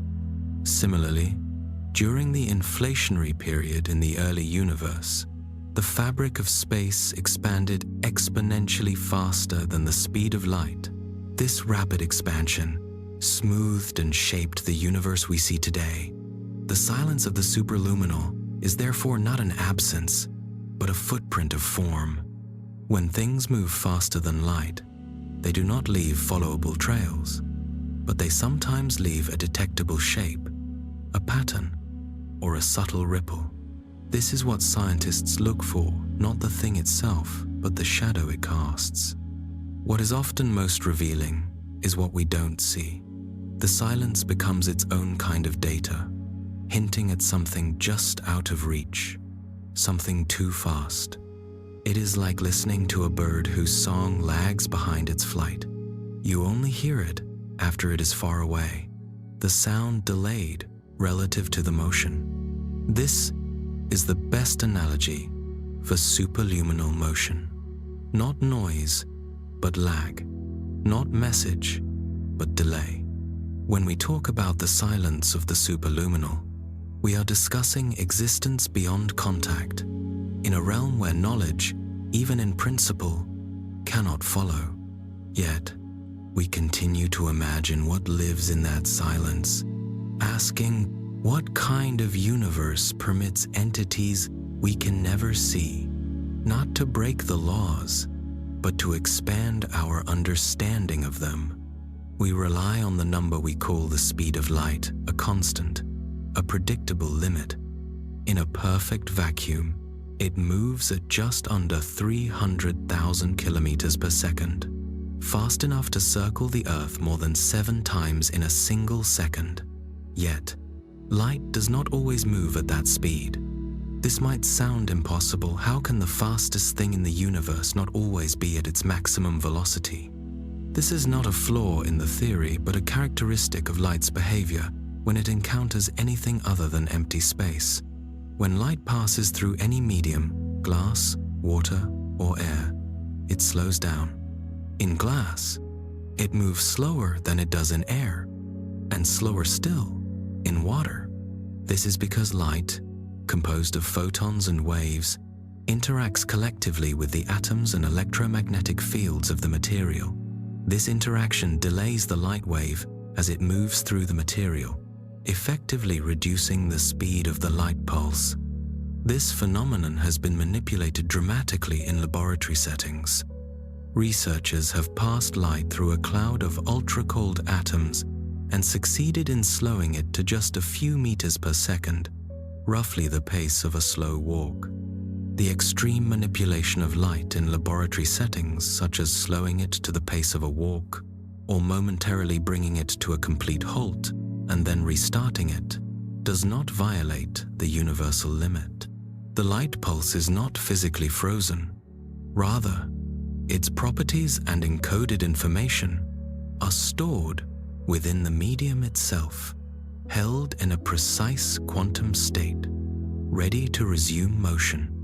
The crucial point is that the universal limit, often written as c, refers specifically to light speed in a perfect vacuum. Nothing can move through empty space faster than a photon. When light travels through any medium, however, it is invariably affected by that environment. The electromagnetic wave interacts with the medium's electrons, inducing momentary vibrations. These vibrations generate new waves that combine with the original one. The overall result is a forward propagation that, from an external perspective, appears slower than in a vacuum. The light is not changing its essential speed. It is dealing with persistent interruptions. This can be visualized as a messenger attempting to walk through an extremely crowded room. The messenger's own physical motion remains the same, but every step is adjusted and influenced by the crowd, causing them to arrive later than they would have in an empty hallway. The space itself dictates a different rhythm. This change in speed is the mechanism that generates refraction, the bending of light as it moves from one medium to another. It is the reason lenses focus, magnifying glasses enlarge, and rainbows spread their colors across the sky. Each distinct wavelength of light slows down by a slightly different amount in a material, and that difference creates the separation of colors. Slowing light is therefore not an exotic laboratory trick. It is an ordinary, observable phenomenon that occurs every time we look through glass. When this concept is pushed to its extreme and the environment is highly controlled, light's surprising flexibility becomes evident. In specialized experiments, physicists utilize laser-cooled atomic vapors and techniques like electromagnetically induced transparency to halt light almost completely. By precisely manipulating how the atoms absorb and transmit light, they create conditions where a light pulse can enter the material, stop, and then seamlessly resume its journey with its original shape and information intact. What is being preserved is not merely the beam, but the specific pattern and the encoded data that define the light's structure. In essence, the information is preserved, even when the light itself is motionless. This preservation raises a profound question about the nature of the universal messenger. Is light's defining trait still its speed, or is it its adaptability?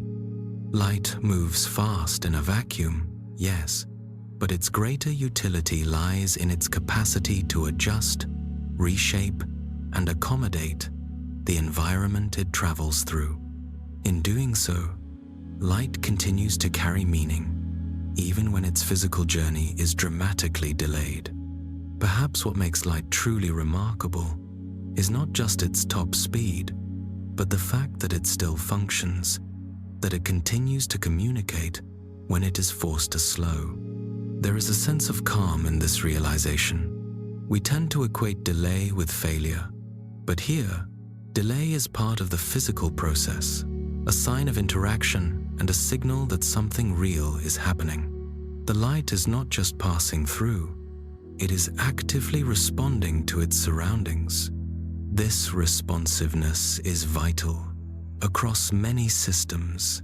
It is key in fiber optic cables that guide and slow light to deliver communication signals across continents, and in sensors that detect environmental changes by measuring light's altered path.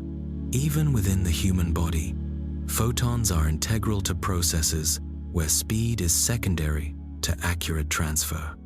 Our eyes take in light, but the signal then takes time to travel from the retina to the brain, forming the final image in steps. We do not notice the pause, but it is there, and it does not reduce the meaning of the image. If anything, it adds depth, sequence, and time for the information to settle. It suggests that we may not always need things to move at their fastest. What matters more is the integrity of the message. Whether it arrives instantly or with a pause, slower light is still light. The same wave, the same energy, and the same story, only delayed. And sometimes, that delay is necessary to reveal new information, a bend, a spread, a chance to observe how motion and matter shape each other. We talk at length about light, its speed, and its ability to reveal. But darkness also moves, not with a beam or a flash, but with an absence. The question of whether darkness has a speed sounds like a riddle, yet it is valid in physics. Darkness is not a physical entity. It is the result of light being gone or blocked. Yet, it behaves as if it is in motion. A shadow shifts across a wall. Night rolls in at sunset. A room dims when a light is extinguished. In each case, a change occurs, and that change spreads. What is actually traveling is not darkness as a particle or a wave, but the boundary, the line of transition from light to dark, the point where light ceases to arrive. And that boundary, depending on the geometry, can move incredibly fast, even faster than light. This is not a contradiction, because the edge of a shadow or the spread of nightfall is not caused by something traveling.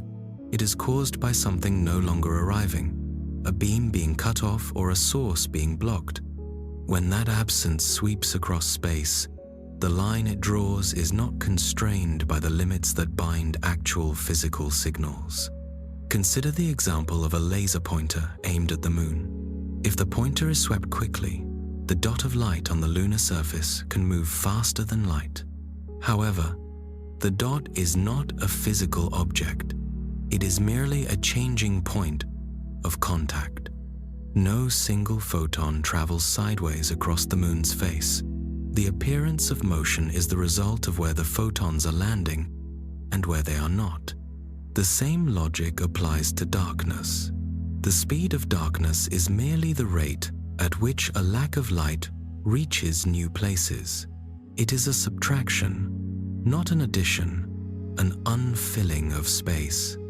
In the case of solar eclipses, the moon's shadow races across the Earth at thousands of miles per hour. This speed is not due to the moon's own velocity, but to the precise geometry of the light, the Earth, and the Sun combining to create a sweeping edge of darkness. That movement is real and predictable. Astronomers use this moving darkness, the way stars dim, as exoplanets or dust clouds pass in front of them, to gather information. The darkness is not empty.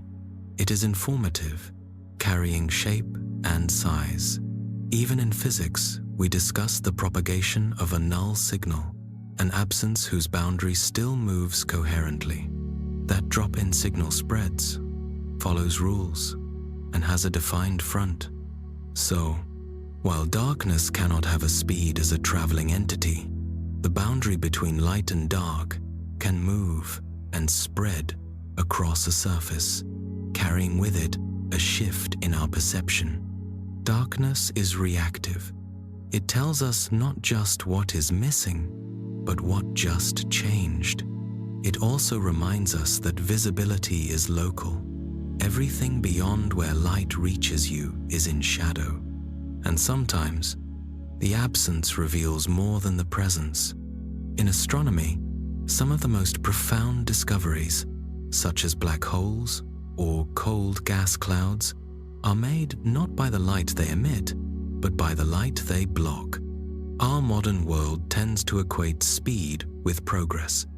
The faster the process, the more efficient the system. The quicker the result, the more advanced the technology appears. However, in physics, speed is just a measure.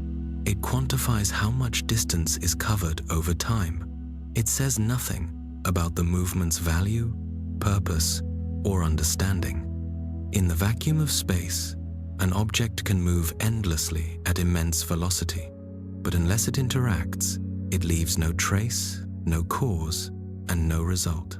It is simply motion without context. This lack of guaranteed progress is evident in nature. Galaxies drift apart as the universe expands, their speed of separation growing, but there is no destination, just distance automatically increasing. Particles in a hot gas move faster than those in a cold one, but this is a chaos of movement with no systemic goal. It is a statistical blur following the laws of thermodynamics. If speed does not guarantee progress in nature, why do we assume it does in our own lives? Part of the reason is that we notice speed. It suggests improvement even when we do not examine what is being improved. But not everything gains value by moving faster. A rushed explanation can miss the meaning entirely. Progress is not just about movement, it is about direction, depth, and whether the change leads to something better. In physics, we learn that speed and precise observation do not always align. The faster something moves, the harder it is to measure accurately. Relativity reminds us that at extreme velocities, time and length change, clocks slow down and distances contract. High speed changes how you experience reality. To truly understand, sometimes you must slow down.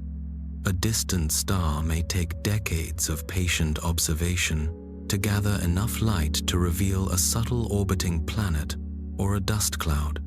In science, breakthroughs emerge slowly from careful observation, repetition, and revision.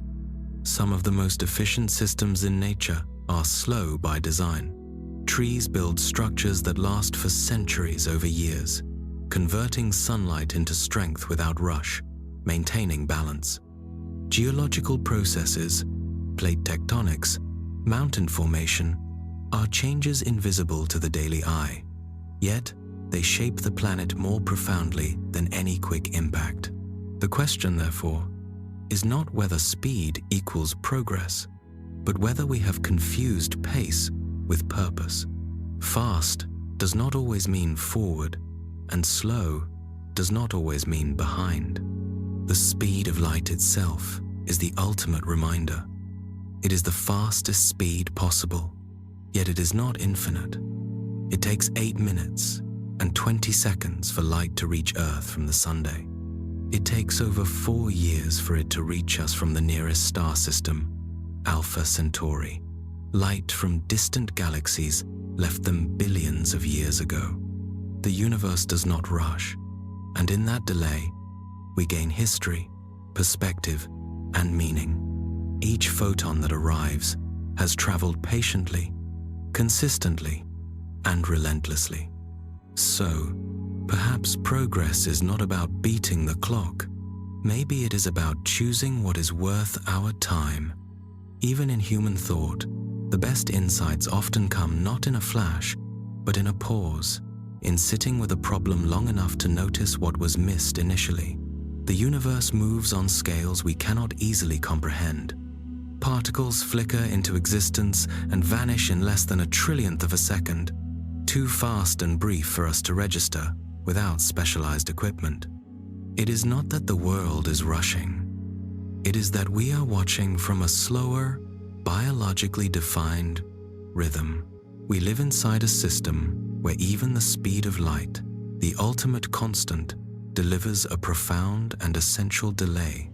The event has already happened, the bonds have changed, and the light has traveled. Only then does the signal reach our instruments and, finally, our perception. In that essential delay, meaning begins to form, but the original event is long past. When we speak of speed in the universe, we often mean speed compared to us, compared to our senses, our tools, and the limits of our response time. This is a crucial distinction, because from the theoretical perspective of a photon traveling at light speed, there is no passage of time at all. In its own frame of reference, strange as that is, to conceive the moment of departure and the moment of arrival are one and the same. There is no ticking clock, no sense of distance, just origin and destination, collapsed into a singular event. We, on the other hand, experience every step. We require time to move, to react, to process, and to feel. Therefore, when we designate something as fast, we are truly noticing the stark contrast between its rhythm and the comparative slowness of our own internal systems. This difference in fundamental pace applies not only to particles, but extends to events on every scale. The total collapse of a massive star into a supernova can unfold in mere seconds. A cataclysmic black hole merger sends out gravitational waves that ripple through space for a brief heartbeat before fading into the background. These are immense cosmic events, immensely powerful, but they occur too quickly for our human senses to experience directly.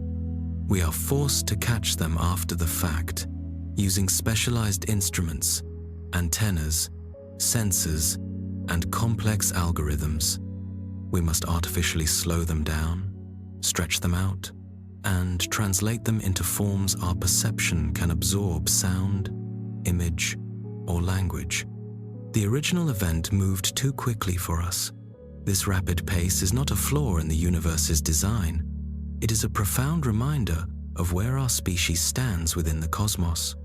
We are tuned to a middle world, not as quick as the quantum domain, nor as profoundly patient as the planetary or galactic scale. We are slow, relatively speaking, but our steadiness allows us to build perspective.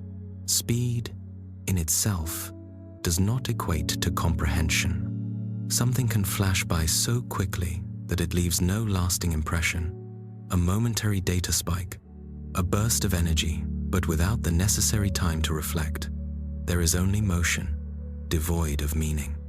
In our pursuit of understanding, we must often slow things down, whether in physics experiments, in memory, or in conversation, to allow comprehension to take hold. This is why we rely on recording, rewinding, explaining, and sequencing information. It is not necessarily because the universe operates this way, but because our minds need information to unfold in a manageable, linear sequence.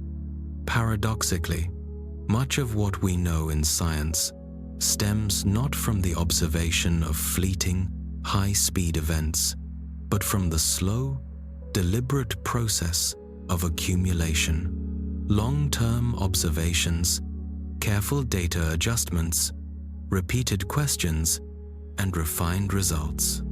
That patience is an essential component of the process, because the universe may not wait for us, but understanding absolutely requires it. We might be tempted to view ourselves as technologically advanced because we can track particles, beam messages, and accelerate ions to near the speed of light. Yet, even at our technological peak, we are still playing catch-up. The signals we detect from distant stars and galaxies took billions of years to reach us, having been on their way since before Earth had oceans. And when they finally arrive, they are greeted not by something equally fast, but by beings slow enough to pause and ask, what story does this contain? That very slowness is part of the gift, providing the time needed to turn a raw stream of data into a recognizable pattern, and that pattern into a workable idea. It gives us time to make necessary connections, to ask whether speed should always be the ultimate goal, or whether sometimes the point is to stop and listen. Our inherent biological slowness is what allows us to process and understand the fast things when they pass, not in real time, but in reflection. We are creatures of slow, deliberate sensation, inhabiting a universe that moves with a swift and profound quietude, and it is within this contrast that we begin to make sense of everything. When we measure vast distances in space, we abandon conventional measurements like kilometers or miles, as those numbers quickly become unwieldy. Instead, we speak in light years, the precise distance light travels in 1 year, moving at its absolute maximum speed through empty space. A single light year represents nearly 10 trillion kilometers, yet we use the term constantly, fusing two concepts that are usually kept separate: space and time. A light year is not just a measure of distance, it is a measure of when. To observe a star 1,000 light years away is not to see it as it exists today, but to see it as it existed 1,000 years ago. The light began its journey before modern history, moving toward us unstopped and unchanging, and only now, after centuries of travel, does it reach us. This reality means we live in a state of constant, unavoidable delay, not a perceptual failure, but a core feature of physics.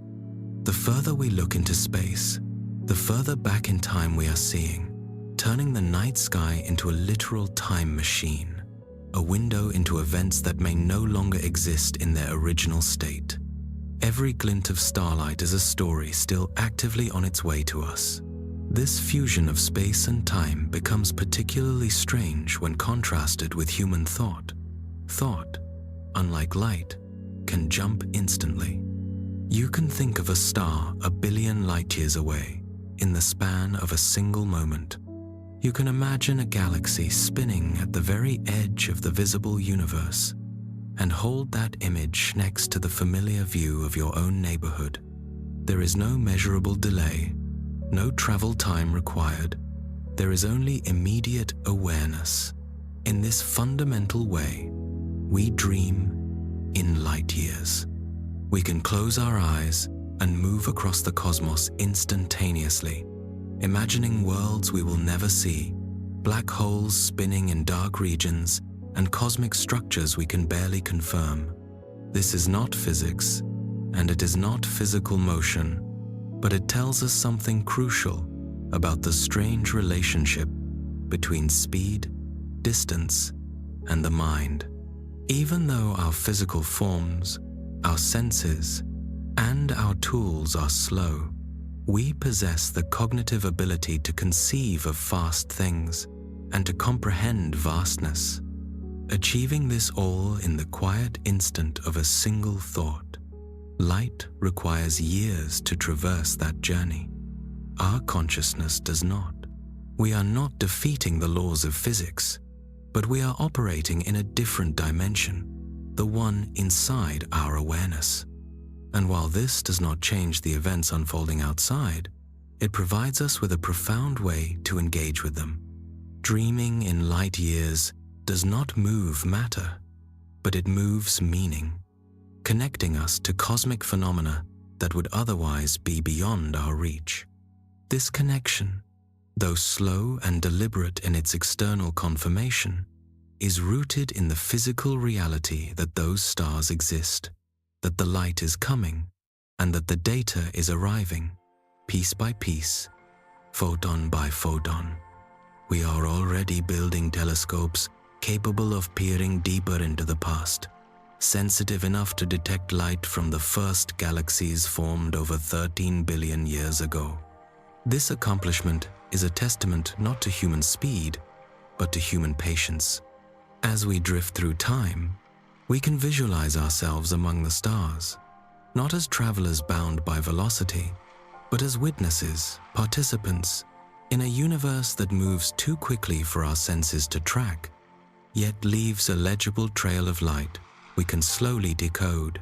A thought crosses a light year instantly. The light, still traveling, still constant, is a message with no sense of hurry. This inherent patience is a defining characteristic of light's motion. It does not hurry, it does not stop, and it does not waver. Once its journey begins, it proceeds straight ahead without hesitation, carrying on unchanged in speed and purpose, even across unimaginable distances. Even across billions of years, it never forgets its destination. We often perceive ourselves as the active observers, scanning the sky and gathering signals from the visible universe. But in a more profound sense, we are also being found not by an intelligent signal, but by a simple presence, a trace of light that has been traveling all this time and is now, after its long journey, finally meeting us here. The stars that emitted their light before humans existed, before our planet formed, released those photons into the unknown. They had no awareness of what lay ahead, or that they would be intercepted and translated into data, color, and meaning. Yet, here we are, receiving them and transforming them into understanding. It is easy to forget that most of the light reaching us has been traveling longer than we have been alive to see it, and yet it arrives precisely on time. This is not due to aiming or scheduling, but because we are finally in position to receive it, like two lines that began far apart and slowly, inexorably converged. We think of light as fast, and relative to our world, it is. But when viewed against the scale of the cosmos, it is also incredibly slow. It takes over 8 minutes and 20 seconds just to reach us from the sun. Hours from the outer planets, years from nearby stars, and geological ages from distant galaxies. That light is not rushing, it is merely constant. It moves steadily through the void, passing through vast, silent distances, touching nothing unless something is there to meet it. But when a planet forms, and when life and sentience appear, a fundamental shift occurs. The light still travels the same way, but now it is noticed. Now it lands on something that can not only absorb it, but wonder about it, asking what it means, where it came from, and what it shows. In this context, the light that reaches us is a reunion, not because it missed us, but because we were not yet here the last time it passed through this region of space. This realization changes how we perceive time. We imagine we are discovering the universe as it is, but much of what we observe is how it was. The light we see tonight may have left its source before our species had language or fire, yet here we stand, ready to ask the questions. Perhaps it is not just that we see the light, but that the light sees us in the only way it can, by arriving. There is no consciousness or intention on its part, just the perfect, silent alignment of constant movement and eventual readiness. This essential quietude is what gives astronomy its unique feeling. It is the deep realization that most of what we observe has been heading toward us for longer than we have existed, and the act of seeing something far away is also the act of stepping into a moment that has been approaching for eons. Even when we cannot see the light directly, when it is too faint, stretched, or scattered, it remains part of the background. It is the faint glow of ancient radiation, the imprints left in structure, the subtle after effects of photons that passed long ago and bent the space around them just enough for us to notice. Light does not need to wait, but in a way, it does. It moves forward without knowing what is ahead, and when something is finally in place to receive it, a detector, a telescope, a retina, a mind, it is there, present, still carrying the imprint of its origin. This suggests that the universe is not in a hurry at all. We talk about beginnings, expansion, motion, and the limits that define them, and yet across all the movement, the universe itself never seems to rush. It changes and evolves, but not in a way that suggests urgency. Stars burn for billions of years. Galaxies drift slowly apart. Black holes form, merge, and decay, not quickly or with fanfare, but with the profound, long patience of processes we can barely simulate, much less witness fully. Time out here is vast, not just in quantity, but in tone. We are the ones who bring the scramble and the urgency because our lives are brief, our memories short, and our time as we understand it feels like it is constantly slipping away. We try to move fast, to get ahead, to capture meaning quickly before the window closes. But space does not function this way. The photons that reach us from far away took their time, not because they were inefficient, but because there was no faster way to arrive. The structure of reality does not care about speed the way we do. It cares about consistency, about connection, and about balance. A single orbit of a distant planet around its star might require hundreds of Earth years to complete. Yet, that orbit is no less real and no less meaningful, simply because we will not live long enough to witness its completion. Similarly, the slow, massive collapse of a cloud of gas into a new star takes millions of years, but the process moves forward methodically and inevitably all the same. Even entropy, that quiet, universal engine of disorder, performs its work at its own patient pace, gradual, relentless, and never rushed. Perhaps this very patience is what defines the universe. It is not just that it exists, but that it takes its time, operating without the need to finish, or the pressure of a finish line it must race toward. We, conversely, often feel like we are constantly striving to catch up, not just to knowledge or to light, but to the very meaning of existence. We attempt to assemble and process what the universe is telling us faster than the signals can physically arrive. However, the more we observe, the more we listen, the more we learn that understanding takes time. It is not a process that can be forced. Even the most groundbreaking ideas in science, the ones that fundamentally shift our perception of the world, arrive slowly. They accumulate from small, repeated observations. They are adjusted, tested, and patiently await confirmation. The quiet pace of the universe does not mean it has nothing to communicate. It means we must meet it on its own terms, with patience, with openness, and with the willingness to allow the message to arrive when it is ready. Often, the most enduring insights come not from the moments we rush through, but from the ones we linger in. A powerful telescope left to stare at one patch of sky for weeks. A faint signal traced again and again until its meaning is undeniable. A critical question carried for years before the right experiment makes it testable. None of that process is fast, yet it moves our collective knowledge forward. Therefore, the truth may be that speed is not what brings us closer to the truth. Stillness is. Stillness in the way we look, in the way we wait, and in the way we accept that some answers require more than a moment to form.